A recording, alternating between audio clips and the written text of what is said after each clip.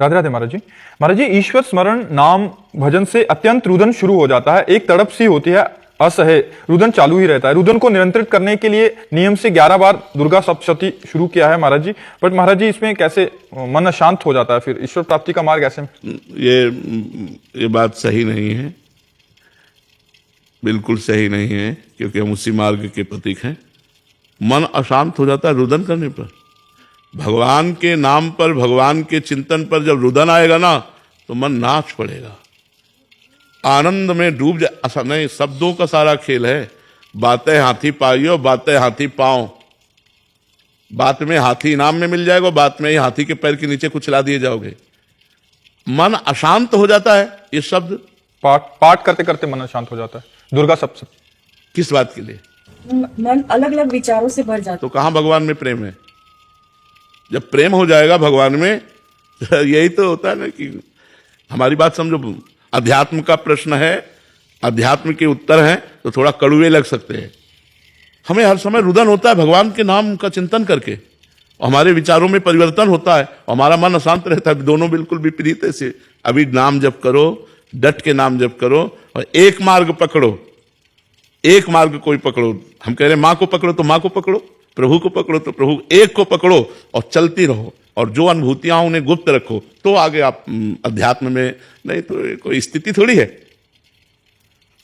जब रोना आता है ना भगवान के लिए, रोम रोम पुलकित हो जाता है, मन एकदम आनंद से उन्मत्त हो जाता है। उस दशा को कैसे वर्णन करें? वो कोई साधारण दशा है?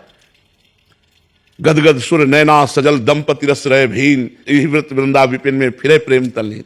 जब तो वो केवल आह भर करके पुकार सकता है और कुछ नहीं बोल सकता। राधा, हा प्रियाजू, हा कृष्ण, हा प्रीतम, बस। अशांत, अरे उसको छू ले तो अशांत शांत हो जाए, उसको देख ले तो अशांत शांत हो जाए। इतना वो शांति का स्वरूप हो जाता है जो भगवान के प्रेम में। इसलिए नाम जप करो, शास्त्रों का स्वाध्याय करो, गंभीर रहो। कोई दंभ ना आने पावे, दंभ माने होता दिखावा, कोई दिखावा ना आने पावे तो आपकी भक्ति सही रास्ते में चल पाएगी। अगर भक्ति को दंभ रूपी रोग हो गया तो फिर नष्ट हो जाएगी। दिखावा नहीं होना चाहिए, ये अंतर की गुप्त वस्तु है। अगर हम बनावटी ही रोएं तो भगवान उसे सही मान लेते हैं। एकांत में रोएं, प्रभु हम तब प्रेम के आंसू हैं कि नहीं मुझे पता नहीं, लेकिन आपके लिए हैं। अगर हम बनावटी भी एकांत में रोएं तो भगवान उससे सच्ची मान लेते हैं और कभी हमें सच्चा प्रेम दे देंगे। लेकिन हम ये दिखावा करें कि हम प्रभु के लिए रोते हैं तो फिर बिगड़ जाएगी, फिर भक्ति नहीं आएगी, नाटक रह जाएगा। राधे राधे महाराज जी।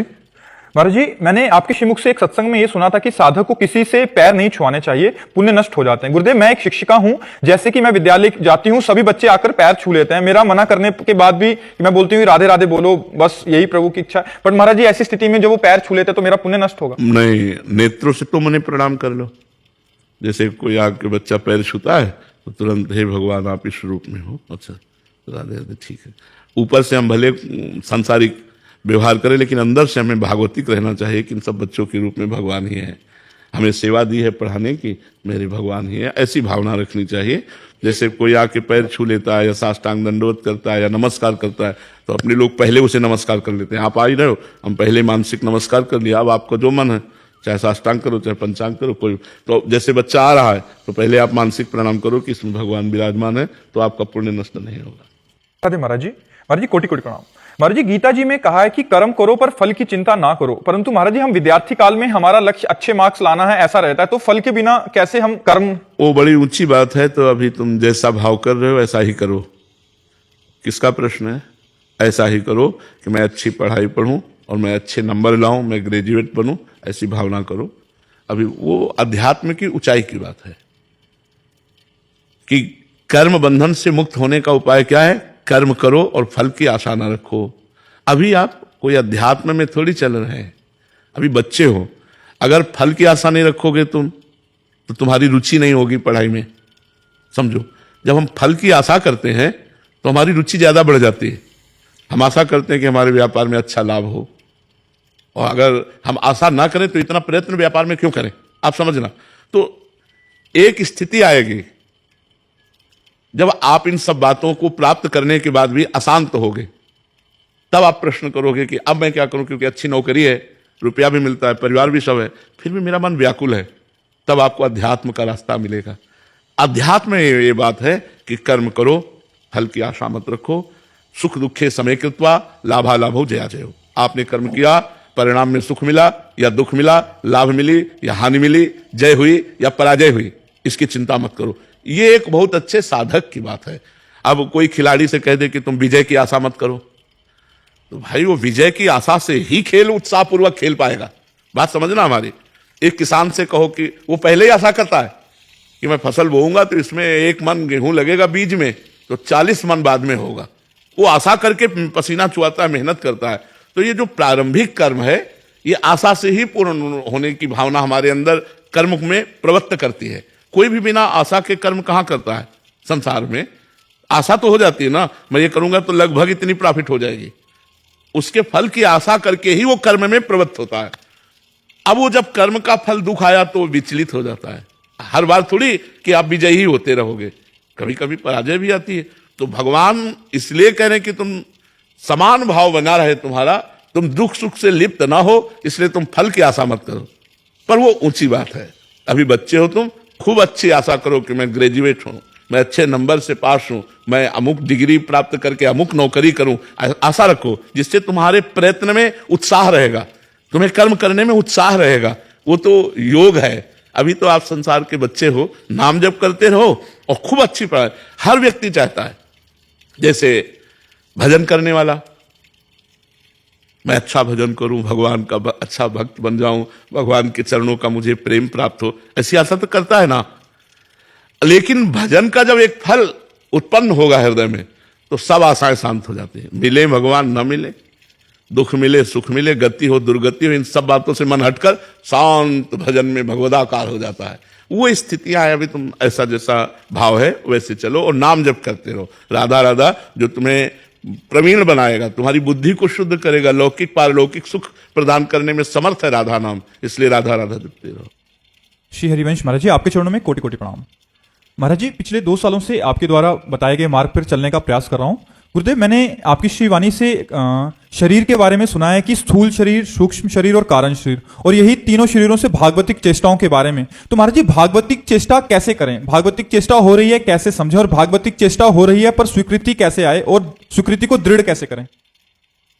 भागवतिक चेष्टा का तात्पर्य होता है तस्मात् शास्त्रम प्रमाणम ते कार्या अकार्यो व्यवस्थितौ। शास्त्र के अनुसार हमारे कर्म होने चाहिए, शास्त्र विरुद्ध कर्म नहीं होने चाहिए। जब स्थूल शरीर से पवित्र धर्म में भागवतिक क्रियाएं होती हैं या जो भी कर्म है वो भगवत समर्पित किए जाते हैं, तो उसका प्रभाव सूक्ष्म शरीर पर पड़ता है। सूक्ष्म शरीर है मन, बुद्धि, चित्त, अहंकार, 5 ज्ञानेंद्रियां, 5 कर्मेंद्रियां, ये है। तो जो सूक्ष्म शरीर है वो पवित्र संकल्प करने लगता है मन, बुद्धि पवित्र निश्चय करने लगती है, चित्त पवित्र भगवान का चिंतन करने लगता है, अहंकार भगवान के दासत्व में बदलने लगता है। प्रभु मेरे स्वामी, मैं प्रभु का दास। इसका प्रभाव पड़ता है कारण शरीर पर। कारण शरीर कहते हैं स्वभाव। जैसे हमारे यहाँ श्री सेवक जी महाराज कहते हैं, यह जो पर्यो मोहि सहज स्वभाव, श्री हरिवंश नाम रस चाव, नाव सुदृढ़ भव तरन को। बोले मेरा ये स्वभाव पड़ गया है कि निरंतर श्री हरिवंश श्री हरिवंश श्री हरिवंश ये नाम हमारे चलता रहता है। स्वभाव, कारण शरीर स्वभाव। श्रुतौ राधिका कीर्तिरंता स्वभावे, हमारा स्वभाव बन गया है प्रिया प्रीतम की चर्चा सुनने का। श्रुतौ राधिका कीर्तिरंता स्वभावे, हमारा स्वभाव बन गया है प्रिया प्रीतम के जस का कीर्तन करने का। तो जब स्थूल शरीर से कोई पवित्र क्रियाएं, धर्म में भागवतिक क्रियाएं करता है, तो उसका सूक्ष्म शरीर पवित्र होता है। जब सूक्ष्म शरीर पवित्र होता है तो उसका स्वभाव बदल जाता है। जो स्वभाव भोगी था वो योगी हो जाता है, जो प्रपंची था वो भगवत स्वरूप हो जाता है। तीनों बदल गए, स्थूल, सूक्ष्म और कारण। और जहां तीनों पवित्र हुए, तो जैसे साफ दर्पण में अपना प्रतिबिंब साफ दिखाई देता है, ऐसे स्वच्छ अंतःकरण में, पवित्र बुद्धि में ज्ञान का प्रादुर्भाव होता है और वो अपने स्वरूप को देखता है कि मैं इन तीनों शरीरों से अलग हूं, स्थूल, सूक्ष्म और कारण, और वो जीवन मुक्त महापुरुष हो जाता है।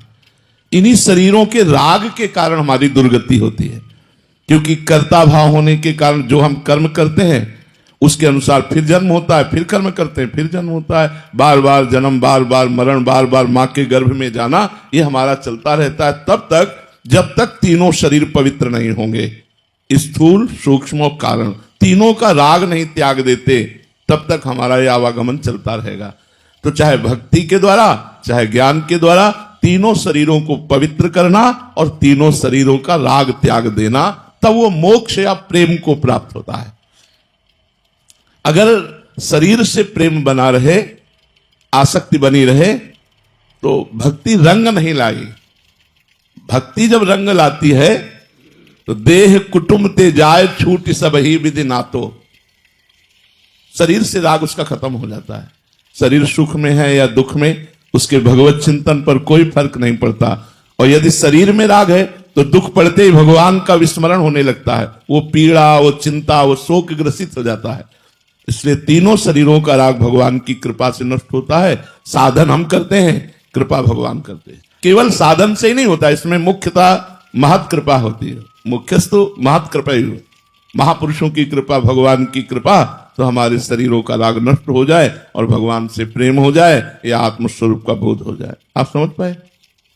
महाराज जी, भागवत जी में एकादश स्कंद में लिखा है कि हे उद्धव, तुम ज्ञान के सहित अपने स्वरूप को जान लो और ज्ञान विज्ञान से संपन्न होकर भक्ति भाव से मेरा भजन करो। महाराज जी, यहाँ कौन से ज्ञान विज्ञान को जानने की बात कह रहे हैं? देखो, भगवान का जो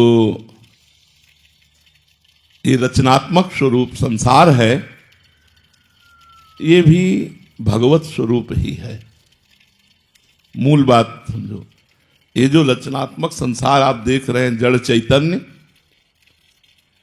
गोस्वामी तुलसीदास जी कह रहे हैं, जड़ चेतन जग जीव जत, जितना भी जड़ चैतन्य जीव है, बोले सकल राम मैं जाने, मैंने ये जाना कि ये सब भगवान ही है। अच्छा, सब भगवान है तो यहां कौन है? अपने में भी तो भगवान है। ये जान जाना कि भगवान हमारे हृदय में ही विराजमान है, सबके हृदय में विराजमान है।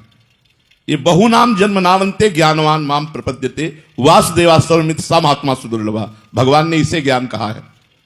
बहुत जन्मों की साधना के बाद किसी को यह ज्ञान प्राप्त होता है। भगवान श्री कृष्ण जी कह रहे हैं, बहुनाम जन्म नावंते ज्ञानवान माम प्रपद्यते वासुदेवा सर्वमिति, सब जगह वासुदेव हैं और यहां भी वासुदेव है।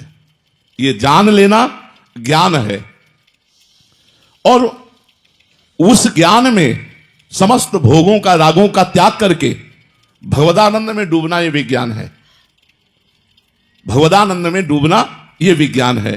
तो भगवान कहते हैं, ये तुम जान लो और ये अनुभव करो। विज्ञान माने होता है अनुभव करो, अनुभव करके फिर मेरी भक्ति में लगो। भगवत स्वरूप होकर भगवान की भक्ति में लगो। भगवत स्वरूप हो। अभी हम अज्ञानी हैं तो देह भाव से भक्ति करते हैं, थोड़ा पवित्र हुए तो अंश भाव से भक्ति करते हैं, जीवों और ईश्वर, और जब परम पवित्र हुए तो भगवत भाव से भक्ति करते हैं। यहां जो है वही सामने विराजमान है। एक बार हनुमान जी से पूछा वशिष्ठ जी ने कि आप कौन हो? तो हनुमान जी ने कहा, देह भाव से स्वामी वो बैठे हैं और सेवक ये बैठा है, अंश भाव से अंशी वो बैठे हैं और अंश ये बैठा जीव, अंश भाव में जीव, और स्वरूप भाव में जो वो बैठे वो यहां बैठा है। ईश जो वहां है वो यहां है। ये ज्ञान और इसी आनंद में डूबना, ये विज्ञान। इस आनंद में डूबते हुए भगवत स्वरूप होकर भगवान की दिव्य भक्ति में डूबते हुए हमारे प्रति समय व्यतीत करो, भगवान ऐसा आदेश कर रहे हैं। महाराज जी, मैं पिछले 3 सालों से राधा नाम जप करने का अभ्यास कर रही हूँ। महाराज जी, मन और इंद्रियां ज्यों की त्यों ही चंचल है। मैं सर्वथा सामर्थ्यहीन हो गई हूँ। ना प्रवृत्ति मार्ग में मन लगता है, ना निवृत्ति मार्ग को, मतलब खाने को दौड़ता है। हाँ, कई बार हमने चर्चा की है कि भगवदानंद मिला नहीं और विषयानंद छोड़ दिया, बड़ी दुख की यात्रा है। ये यात्रा सबको काटनी पड़ती है। ये यात्रा ऐसी है कि बिना साधु संग के चली ही नहीं जा सकती, क्योंकि विषयों के प्रति सुख बुद्धि है और भगवान के लिए हम अपना जीवन अर्पित करना चाहते हैं, तो भोगों का हमें त्याग करना पड़ेगा। सुख है, ऐसा होना ही इच्छा है भोगने की। अब उस साधक का जो जीवन होता है वो बड़ा आग में जीवन होता है। भगवदानंद मिला नहीं, विषयानंद छूटा नहीं, अब बताओ कैसे जिए। तब उसे सत्संग जीवित रखता है, उसके अंदर सत्संग नवीन उत्साह और आशा पैदा करता है, और भजन उसको दृढ़ करता है। साधन को हरि भजन है, कै सत्संग सहाय। सत्संग सहायता करता है कि उत्साह आता है, नहीं नहीं हमें प्रभु मिलेंगे, हमें विषयों की तरफ नहीं जाना, हमें परमात्मा की तरफ ही चलना है। नहीं तो देखो, मन पूर्वाभ्यासी भोगों का है, पूर्व से अनेक जन्मों से भोग भोगता आया है। आज हम उसे भगवान में लगाने के लिए समय दे रहा, वो भी कितना दे पा रहे हैं तो देख लो। 24 घंटे देते हो, 10 घंटे देते हो, 5 मिनट देते हो, कितना देते हो? जब मन को हम 24 घंटे विषयाभ्यास से काट कर भगवत अभ्यास में लाएंगे तो ये मन, जानते हो, बहुत बलवान है। मन से बड़ा बलवान कोई नहीं है। ये बड़े बड़े वीरों को भी घुटने पे ला दिया है, जो अपने चक्रवर्ती रहे हैं उनको भी घुटने पे ला दिया है। मन जो चाहता है वही करवा के रखता है, वही करवा के रखता है। मतलब ये बहुत बड़ा मन है। चाहे जितना बड़ा कोई गुरु हो, जो मन को चेला नहीं बनाए वो गुरु हो ही नहीं सकता। नहीं तो मन गुरु रहता है, मन गुरु रहता है, ध्यान रखना। जो मन को चेला बना ले, जो मन को दास बना ले, जो मन को परास्त कर दे, वही परमार्थ पथ का विजयी उपासक होता है। तो जब हम सोचते हैं, कभी आप इस बात का अभ्यास कीजिए, जैसे आप कोई भी चीज रोज पाते हैं जो मन को अच्छी लगती है, चाहे वो कोई व्यसन हो या कुछ भी हो। अब सोचिए कि आज से नहीं करूंगा, और फिर मन को झांकिए तो पहले आपको उतना वो परास्त नहीं करता था जितना अब परास्त करेगा वो आपको। जब जिस दिन से नियम लिया कि आज से नहीं, यही दिमाग में आएगा कि वो मन उठा के आपको पटकने की हजारों कोशिश करेगा। और यदि आप भगवान नाम जप नहीं करते, साधना नहीं करते, तो उठा के पटक देगा, बच ही नहीं सकते। ये सब लोग देख लो, एक इंद्री का विषय नहीं, हर इंद्री के विषय में बहुत बलवान है। और ये बलवान तब आपको दिखाई देगा जिस दिन आप इसके विरुद्ध चलोगे। नहीं खाऊंगा, ये नहीं देखूंगा, ये नहीं करूंगा, तब आप देखो ये आपको जलाता कैसे है। तब हर समय दिमाग में वही नाचेगा कि अब एक बार तो फिर, एक बार तो फिर।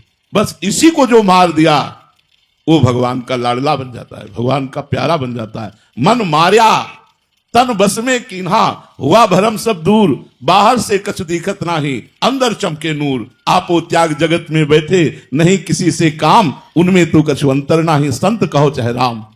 जिन्होंने अपने मन को मार लिया, मन का मारना बहुत कठिन है, ये वही जानते हैं जो मार रहे हैं। अब जो विषयों में गिरे पड़े हैं वो क्या जाने कि मन का मारना क्या होता है। बात यह है कि जब हमारा मन चाह रहा है और हम उसे ना दें और वो वस्तु समीप हो, खास बात, समोसा चटनी रखा है और मन कह रहा पा लो, और आप कौन नहीं पाएंगे। अब आप देखो तो चमत्कार उसका मन का, अगर यहां दिमाग में समोसा ना भर दे तो बता देना वो दिमाग में भर जाएगा कि अब खा लो तभी शांति होगी।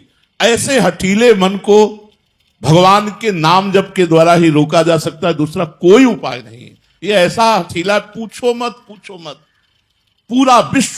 पूरा विश्व इसी के नचाए नाच रहा है, इस मन के नचाए। भगवदाकार मन जीवन मुक्त, और विषयाकार मन बंधन। बंधन और मोक्ष मन का है। हमें चाहिए कि नाम जब श्रद्धा पूर्वक करें।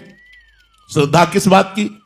कि चाहे जीवन में भगवान न मिले, चाहे जीवन में हमें कोई सुख ना मिले, लेकिन नाम जप नहीं छोड़ूंगा, वो तो पार हो सकता है। और जो हुआ कि 3 साल हुए जब करते, अभी सिद्ध हुए कि नहीं, मन मालंग, तो भूल जाओ, मार्ग छूट जाएगा।